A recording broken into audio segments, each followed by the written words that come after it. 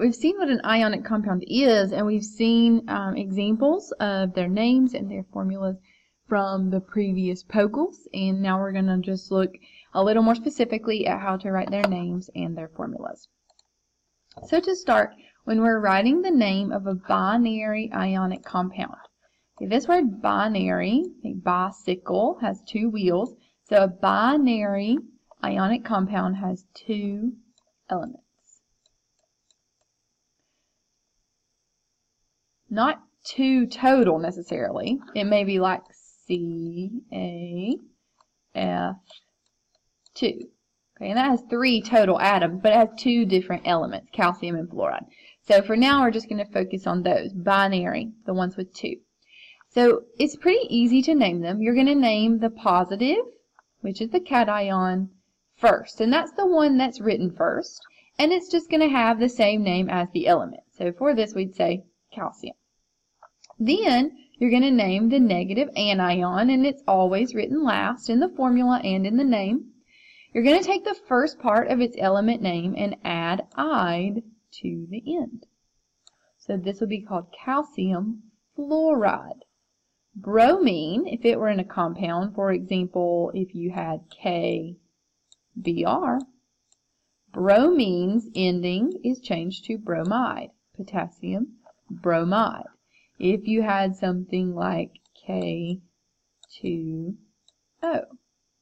potassium oxide, right? So we're just naming the cation with just its name and the anion with the ending of "ide."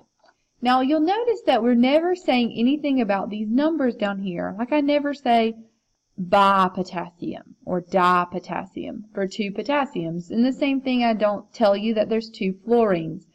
In an ionic compound, this 2 is here to balance the charges, and it shows us the ratio of the elements. So we don't ever say it in the name for ionic compounds. The tricky part about naming ionic compounds is knowing if the cation, the metal, has different charges or not. Because if it does, you need to specify the charge with a Roman numeral. For example, group 1 elements always have a +1 charge. Group 2 elements always have a +2 charge. Copper can have different charges. Silver is always +1. Cadmium is always +2. And zinc is always +2. A few others. Aluminum is always +3, and so is gallium. Alright, so these metals, the metals in group 1 and 2, silver, cadmium, zinc, aluminum, and gallium, they have one charge. But every other metal forms cations with different charges. So these, they have one charge. Not a +1 charge, but one charge. Group 1 is always +1, group 2 is always +2, so on and so forth. So these do not need Roman numerals in their name. But if it's not one of these, and it's an ionic compound, we have to specify the charge using Roman numerals. For example, copper sulfide, copper with sulfur, is written as copper 2 sulfide. And this Roman numeral is a key part of the name because copper can have a +1 charge or a +2 charge. In this case, it has to be 2 because sulfur or sulfide has a -2 charge. So copper must have a +2 to make the compound neutral. You can review those charges in the previous Pogles. Sulfur, because it's in group 16, those are going to have a -2 charge, so copper has to be +2 to balance that out. Alright, another example, CuBr is copper 1 bromide.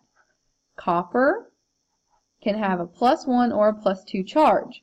Bromide has a -1 charge, so copper has to be +1 to make the compound neutral in that situation. So we call it copper, Roman numeral 1, bromide. Fe2O3, another example. Iron can have more than one charge, so we have to figure out what its charge is and write it in parentheses when we write the name. So Fe is iron and O is oxide, but we have to figure out the Roman numeral. Oxide is -2 for its charge because it's in group 16. There are 3 of those oxygens, so -2 times 3 would be -6, or 6 negative. And then we have 2 irons going with that. So the 2 irons together had to be +6 for that to balance. So if 2 irons are +6, then each iron must be +3. So that's where we get that +3 from. All right, so let's do a few examples of those. LiF. Lithium is where on the periodic table? It is in group 1. So it only has one possible charge. So we don't need a Roman numeral. So lithium fluoride. Calcium is in group 2. It only has one possible charge. So we don't need a Roman numeral. Calcium bromide. Potassium is in group 1. It only has one possible charge. So we don't need a Roman numeral. Potassium sulfide. What about iron?